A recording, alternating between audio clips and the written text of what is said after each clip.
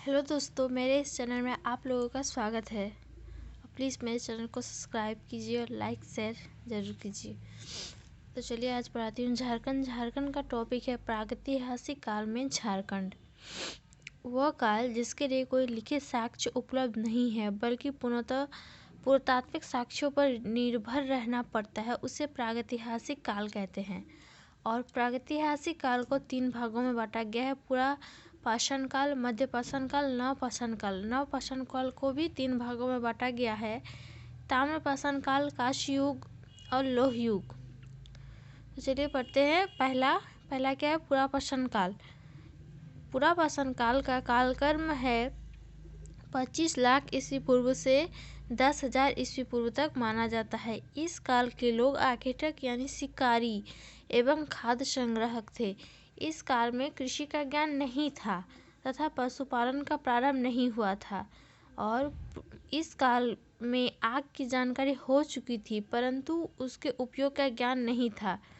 झारखंड में इस काल के अवशेष हजारीबाग, बोकारो, रांची, देवघर, पश्चिमी सिंहभूम, पूर्वी सिंहभूम आदि क्षेत्रों से प्राप्त हुए हैं। हजारीबाग से पाषाणकालीन मानव द्वारा निर्मित पत्थर के औजार मिले हैं। दूसरा है मध्य पाषाण काल। इसका कालक्रम 10,000 ईस्वी पूर्व से 4,000 ईस्वी पूर्व तक माना जाता है। इस काल में पशुपालन की शुरुआत हो चुकी थी। झारखंड में इस काल के अवशेष दुमका, पलामू, धनबाद, रांची, पश्चिमी सिंहभूम, पूर्वी सिंहभूम आदि क्षेत्रों से प्राप्त हुए हैं। तीसरा है नवपाषाण काल। इसका कालक्रम 10,000 ईस्वी पूर्व से 1,000 ईस्वी पूर्व तक माना जाता है और इस काल में कृषि की शुरुआत हो चुकी थी।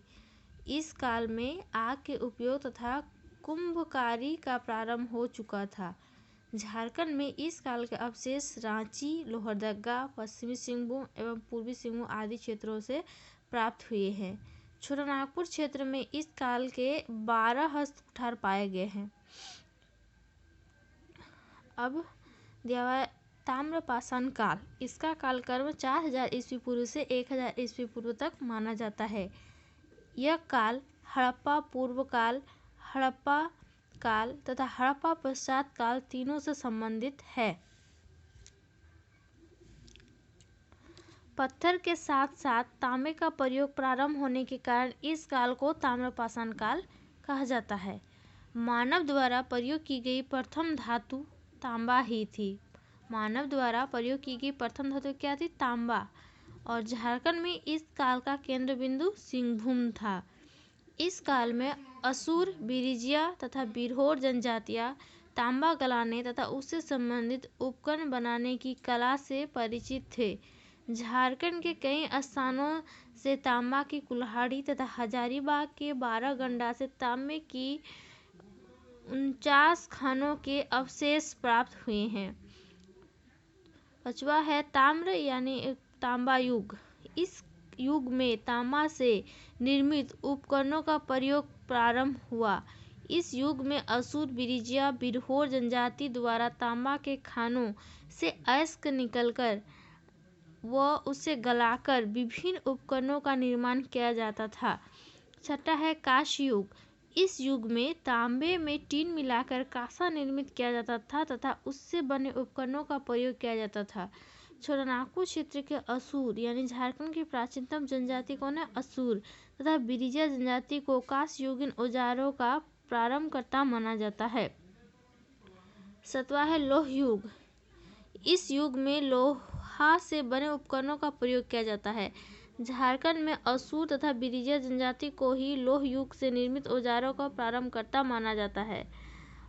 असुर तथा बिरिजिया जनजातियों ने उत्कृष्ट लौह तकनीक का विकास किया। इस युग में झारखंड का संपर्क सुदूर विदेशी राज्यों से भी था।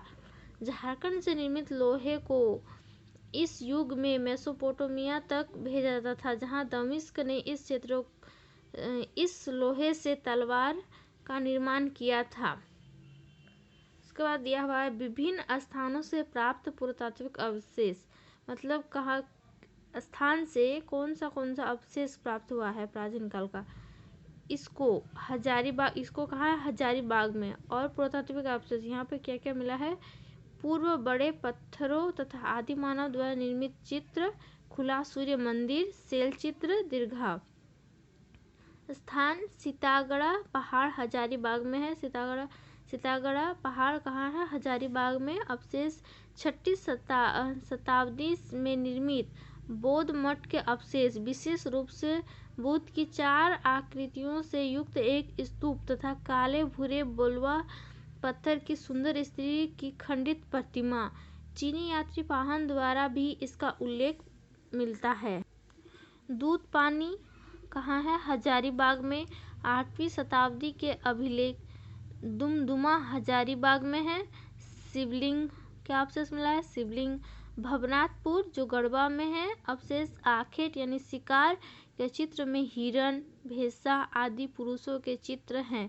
प्रागैतिहासिक काल की गुफाएं व शैल चित्र भी मिले हैं। पांडु जो पलामू में है। 4 पाए वाली पत्थर की चौकी, इसे पटना संग्रहालय में सुरक्षित रखा गया है। और मिट्टी की दीवार, मिट्टी के कलश व तांबे के औजार मिले हैं। पलामू किला जो लातेहार में है। भगवान बुद्ध की भूमि स्पर्श मुद्रा में एक मूर्ति है। पलामू प्रमंडल में 3 पाषाण कालों के औजार। बारूडी जो सिंहभूम में है। पाषाणकालीन मृदभांड के टुकड़े, पत्थर की हथौड़ी, पक्की मिट्टी के मटके। बेनुसागर जो सिंहभूम में है। और अवशेष मिला है 7वीं शताब्दी की जैन मूर्तियाँ। बोनगरा जो सिंहभूम में है। हाथ से बने मृदभांड और पत्थर के मनके, कुल्हाड़ी, वलय, प्रस्तर। बोनगरा जो सिंहभूम में है। और ये वाला तो बोले। उसके बाद बानाघाट सिंहभूम में है। नवपाषाणकालीन पत्थर, काले रंग का मृदभांड। लोहरदगा से प्रागैतिहासिक कालीन कांसे का प्याला। नामकुम जो रांची में है। तांबे एवं लोहे के औजार तथा बाण के फलक। मुरद जो उससे प्राप्त हुआ है। तांबे की सिकड़ी यानी चेन तथा कांसे की अंगूठी, लुपकुड़ी। कब्रगाह के अवशेष, कब्रगाह के अंदर से तांबे के आभूषण व पत्थर के मनके। छोटा नागपुर के पहाड़ी क्षेत्र, आदिमानव के निवास के साक्ष्य। नोट: इसको के शैल चित्र दीर्घा से नक्षत्र मंडल, अंतरिक्ष यान एवं अंतरिक्ष मानव के चित्र अंकित है। इसको गांव में बर्फ आयु की गहरी भूमिगत गुफा स्थित है। स्टार मार्क किया हुआ है। और इम्पोर्टेंट में ये सारा बहुत इम्पोर्टेंट है। तो चलिए आज के लिए इतना ही। और प्लीज़ मेरे चैनल को सब्सक्राइब कीजिए और लाइक भी कीजिए अच्छा लगे तो।